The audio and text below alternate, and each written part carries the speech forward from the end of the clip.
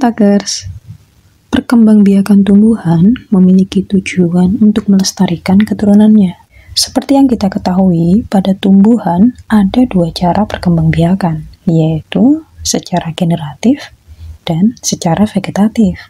Nah, pada video kali ini kita akan membahas apa saja sih ciri-ciri dari perkembangbiakan generatif. Yuk kita simak selengkapnya. Perkembangbiakan generatif pada tumbuhan merupakan upaya untuk memperbanyak tanaman secara kawin. Organ terpenting dalam perkembangbiakan generatif itu adalah bunga. Perkembangbiakan secara generatif terjadi pada tumbuhan yang memiliki bunga, biji, alat kelamin jantan, dan alat kelamin betina.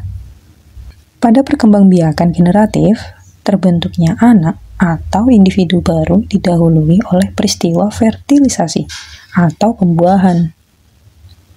Nah, sel kelamin jantan atau spermatozoa akan melebur bersama sel kelamin betina atau sel telur atau ovum.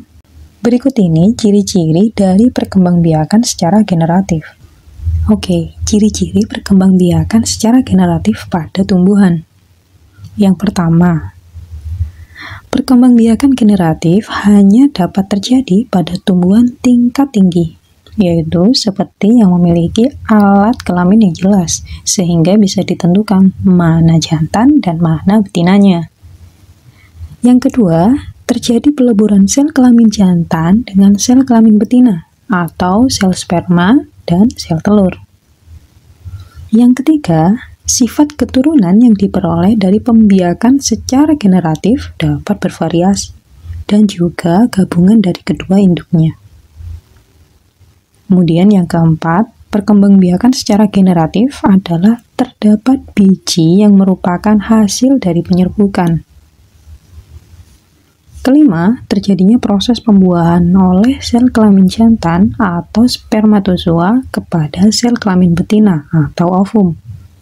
Nah, proses ini akan menghasilkan zigot sebagai cikal bakal terbentuknya individu baru. Kemudian yang terakhir nih, tumbuhan yang melakukan perkembangbiakan secara generatif biasanya akan melakukan perkawinan pada bagian-bagian bunga. Nah, selanjutnya kita akan membahas apa saja kelebihan dan kelemahan dari perkembangbiakan generatif. Untuk kelebihan perkembangbiakan generatif, itu ada 3. Yang pertama, tidak membutuhkan biaya yang cukup mahal,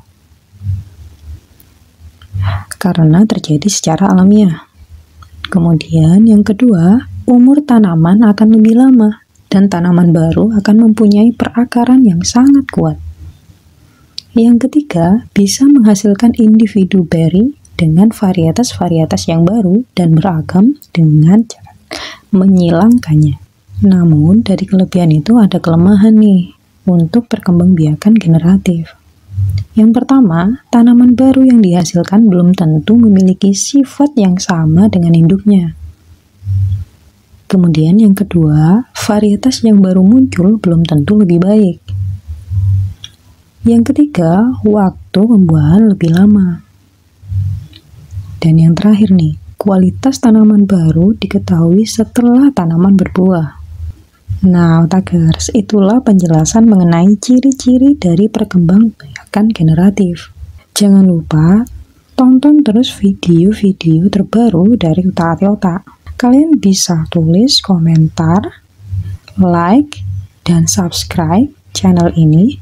Kemudian share video ini ke sosial media yang kalian punya. Jangan lupa juga aktifkan tombol notification-nya biar kalian selalu update video-video terbaru dari Utak Ati Otak. Oke, sekian dulu dari saya. Salam dari Sabang sampai Merauke.